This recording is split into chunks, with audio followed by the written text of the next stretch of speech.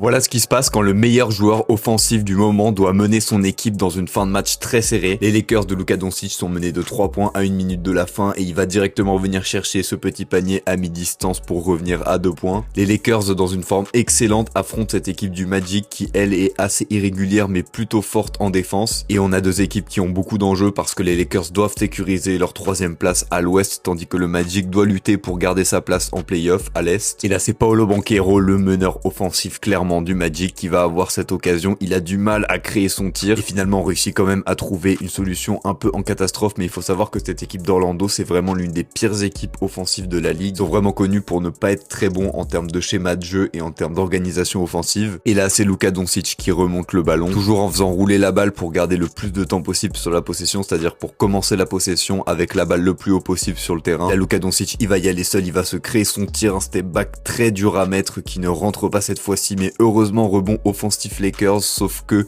il y a eu une faute, donc ça va à nouveau être une balle pour le Magic et Paolo Banchero. À ce moment-là, on vient de passer sous la minute restante et il y a une immense opportunité pour Orlando de creuser l'écart. Ça va peut-être être avec Paolo Banchero, évidemment, là il va venir driver, mais on a faute sur lui, faute sur tir, il va avoir 2 lancers francs, ça va être extrêmement important de les mettre. Et là, il peut a priori quasiment sceller le sort des Lakers en mettant ces 2 lancers francs. Le premier va être validé. On va s'accélérer un petit peu l'entre-deux. On en profite. Abonnez-vous évidemment pour ne rien rater de la NBA. Et on a ce deuxième lancer franc tiré par Paolo Banchero qui va être inscrit. Donc 5 points d'avance pour Orlando. Ils sont a priori très bien installés, mais avec le talent offensif qu'a les Lakers, le match n'est absolument pas plié. Et c'est Austin Reeves qui va venir directement réduire l'écart à l'intérieur pour revenir à 3 points. Donc là, Orlando est encore confortable, mais ils doivent marquer sur cette possession pour garder l'avantage et rester tout simplement à plus de 3 points, parce qu'en fait 3 points c'est le maximum de points qu'on peut marquer sur une possession, sauf certains cas particuliers si on a un end-one à 3 points, mais c'est quand même très compliqué à avoir. Et ici on retrouve un peu les soucis d'Orlando, c'est-à-dire qu'on a vraiment du mal à trouver des solutions offensives. Par contre là c'est intéressant d'expliquer qu'on a un mismatch, c'est-à-dire que là grâce à l'écran, Desmond Bane qui est petit et rapide se retrouve face à DeAndre Ayton qui est très grand et très lent,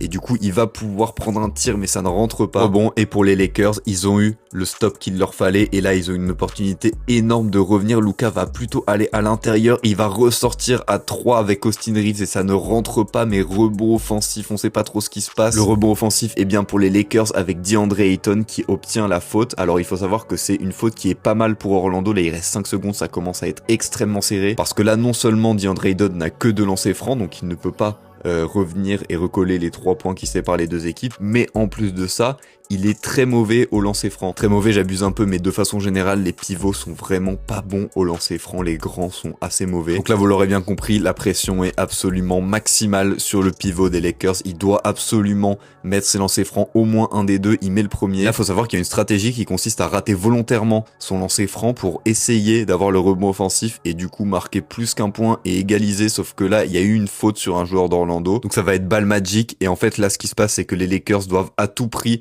réaliser une interception. Et là, cette remise en jeu, elle est effectuée vers Banchero et apparemment, c'est ce qui s'est passé. On sait pas qui a touché la balle. Est-ce que c'est les Lakers? Est-ce que c'est le Magic? C'est pour l'instant, a priori, le Magic. Et là, en fait, ce qui se passe, c'est que le coach du Magic va demander ce qu'on appelle un challenge. Un challenge, c'est une fois dans un match, le coach a le droit de contester une décision arbitrale, de la faire revoir. En fait, c'est la VAR, mais sur demande. La balle est bien accordée aux Lakers et on va avoir une dernière opportunité pour eux de gagner ce match. Les Lakers doivent marquer 2 points pour égaliser, avoir une prolongation, ou 3 points pour gagner le match. A priori, ça va plutôt à l'intérieur parce qu'il y a de l'espace, mais il y a ce contre de Paolo Banchero sur LeBron James. Un contre, c'est très spectaculaire, mais la balle est toujours aux Lakers puisque le dernier joueur à l'avoir touché, c'est un joueur du Magic. On va donc avoir une seconde dernière chance pour les Lakers avec cette fois-ci 2 secondes sur l'horloge. Il va prendre ce tir. Est-ce que c'est Luka Doncic? Est-ce que c'est LeBron James? Est-ce que c'est Austin Reeves? Non, c'est Luke Kennard qui est trouvé à 3 points et ça rentre. Quelle fin de match complètement folle scellée par un role player. Avec moins d'une seconde, le Magic ne va pas réussir à revenir.